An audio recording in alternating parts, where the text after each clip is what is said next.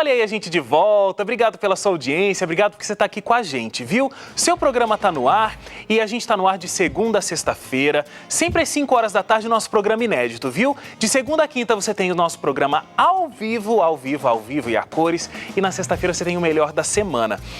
Os nossos horários de reprise, só para ficar claro aí, você que de repente está conhecendo o seu programa agora. A gente está junto sempre às 2 da manhã. O pessoal da madrugada que tem os horários alternativos aí, muito obrigado pela audiência de vocês. E também a gente se encontra ao meio-dia, tá legal? Então, combinadíssimos os nossos horários. Toda segunda-feira aqui no seu programa, eu recebo a Samira Toledo. Tudo bem, Samira? Boa tarde, Wagner. Tudo bem? Tudo ótimo. Segunda-feira, todo mundo animado. Segunda-feira, em vez da gente trazer uma colunista para falar sobre dieta, a gente fala sobre trabalho, que ninguém tá querendo na segunda-feira. Ninguém quer conversar sobre isso, mas a gente faz para realmente contradizer aí o que dizem que não é bom trabalhar na segunda-feira, né, Wagner? Pois é, contraponto. Agora, de repente, quem tem um clima organizacional super favorável não se incomoda com o domingo à noite e ter que estar na segunda-feira no trabalho. É mais ou menos isso? Talvez sim, né? Não é bem assim, mas é claro que um clima organizacional mais propenso contribui para a motivação do funcionário na segunda-feira. A música ali, né? Daquele programa da noite? Daquele programa da noite, não causa aquela nostalgia, né? De ter que começar ali. Mas eu acredito que realmente o clima contribui sim para a motivação na segunda-feira. Clima organizacional é um termo técnico da área de administração de pessoas. Explica pra gente, o que esse termo quer dizer? O que é o clima organizacional? O clima organizacional nada mais é do que a satisfação ali dos membros de uma organização. É a expectativa. A expectativa do grupo, das pessoas de uma organização, está sendo atendida? Estão satisfeitos ali com as políticas de recursos humanos? Estão satisfeitos com o modelo de gestão? Com a valorização de pessoas? Estão satisfeitos também se eles estão se identificando com a própria organização, com a empresa? Então, o clima organizacional ele acaba permeando aí vários aspectos de uma organização, desde a área administrativa até a motivacional.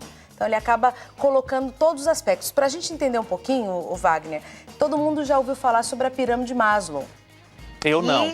Então, a pirâmide de Maslow, ele é ali, são as necessidades de qualquer ser humano. Você tem essas necessidades e a ordem dela é mais ou menos assim, a necessidade fisiológica. Nós precisamos aí do descanso, precisamos de alimentação, as necessidades sexuais. Depois, nós precisamos das necessidades que a gente fala ali, que são as necessidades de segurança.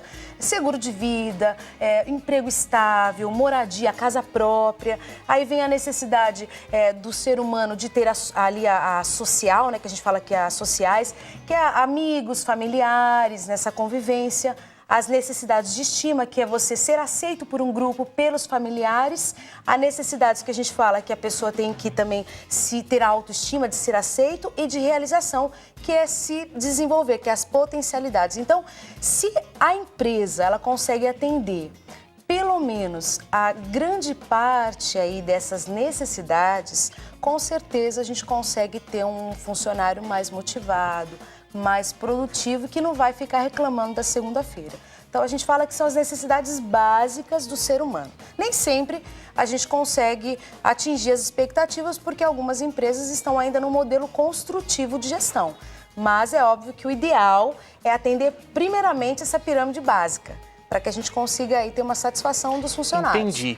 É que assim, a gente vê a empresa como um local onde se está ali para privilegiar a produtividade, o lucro, os rendimentos. Uma vez eu ouvi uma frase que eu achei interessante: as empresas não têm coração, né? Você é um número. Você é um número.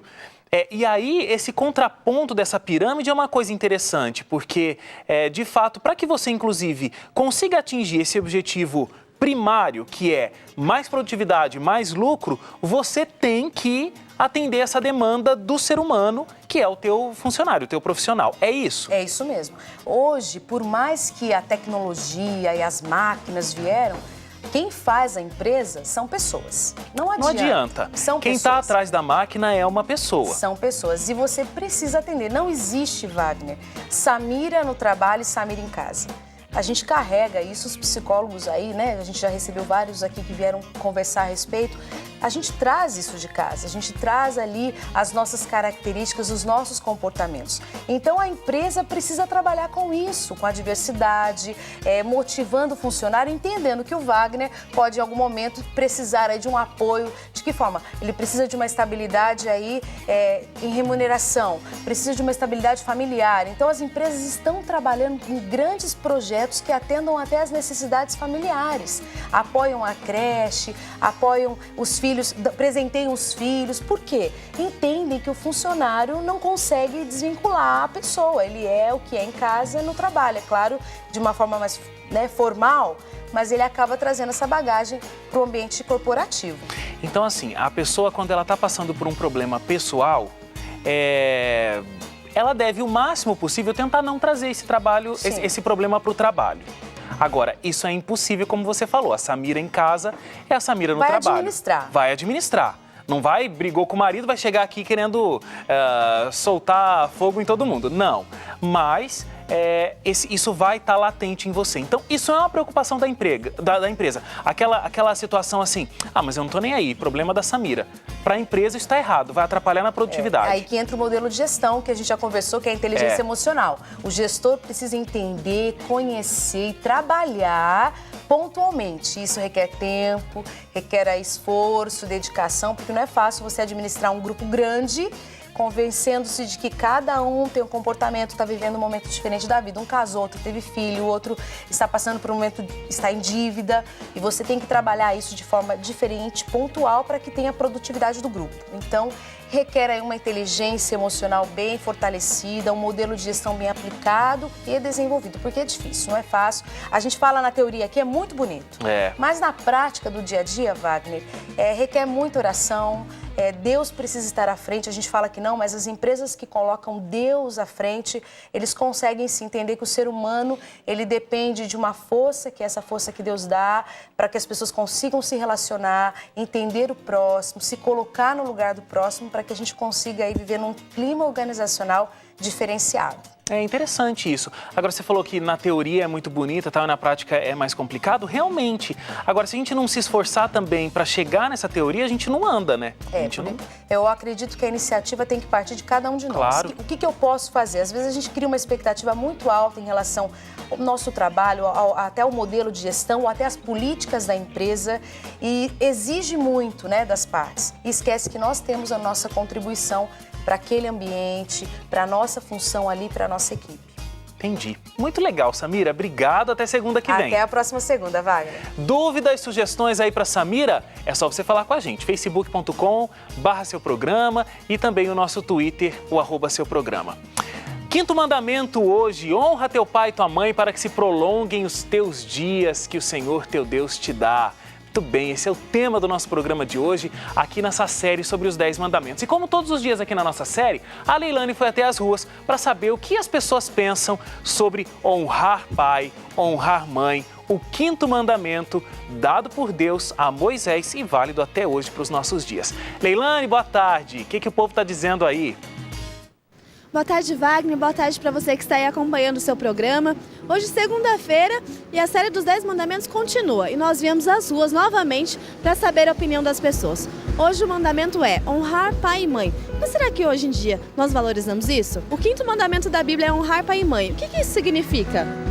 É respeitar, o pai, a mãe, ouvi-los, obedecê-los. Mas o mais importante é honrar pai e mãe. E o que significa honrar pai e mãe? É respeitar, entendeu? Estar o tempo todo obediente, entendeu? Mas é difícil, viu? Hoje em dia a criação é difícil. Eu tenho 3 filhas e eu sei disso. Respeito para com todos. Eu concordo. Acho que todos devemos honrar pai e mãe. Em primeiro lugar, respeito, Você tem respeito, aí tem tudo. Vocês acham que na sociedade que a gente vive hoje, que a gente vê os adolescentes respeitando os pais, brigando com os pais, não dando atenção, isso pode ser também uma falta de desonrar pai e mãe? Com certeza. Na minha época a gente respeitava os pais, Hoje em dia os filhos não respeitam mais os pais. Também os pais de hoje, eles dão certa moleza para os filhos, O pai não soube criar e com certeza ele que se cria revoltado e a maioria vira bandido por aí. Então, isso é tudo uma consequência da educação que a gente dá para os nossos filhos, é o respeito que a gente vai receber de volta? Se planta, colhe. Se plantar o bem, colhe o bem. Se plantar o mal, colhe o mal. E quando a gente vai ficando mais velho, eu não sei se é o seu caso, se você tem pais mais velhos, e as pessoas abandonam em asilos. Você acha que isso está certo ou não? Acho que não, porque ele deu de tudo pra gente, entendeu? Então, assim, o máximo que a gente deve fazer é cuidar, ajudar, porque assim, ali é a vida dele. E ali, um dia nós vamos chegar naquela situação também. Não, com certeza, porque pai cuida de 10 filhos, um filho não cuida de um pai, né? Então eu acho que hoje em dia se fica mais fácil, mais viável, joga o pai lá dentro como que fosse um lixo. E você acha que, biblicamente falando, a gente vai ter uma consequência por desrespeitar os nossos pais um dia? Com certeza, a gente tem consequências. Se a gente obedecer, as consequências elas vêm agradavelmente. Se a gente desobedecer, as consequências vêm bem grandes. Tem consequência, né? Por mais que a gente ache que está podendo, como os jovens falam, mas tem sempre uma consequência no final de você não honrar seu pai nem sua mãe, né? Eu acho que sim, acho que as relações humanas ficam bem prejudicadas, né? E o que a gente não quer pra gente, a gente não deseja pro próximo, principalmente pros nossos pais. As pessoas aqui nas ruas já sabem que nós devemos sim respeitar os nossos pais. Mas a grande questão que fica é o que acontece quando nós não respeitamos. O que acontece quando nós não honramos pai e mãe. Agora é com vocês aí no estúdio, eu quero saber essa resposta.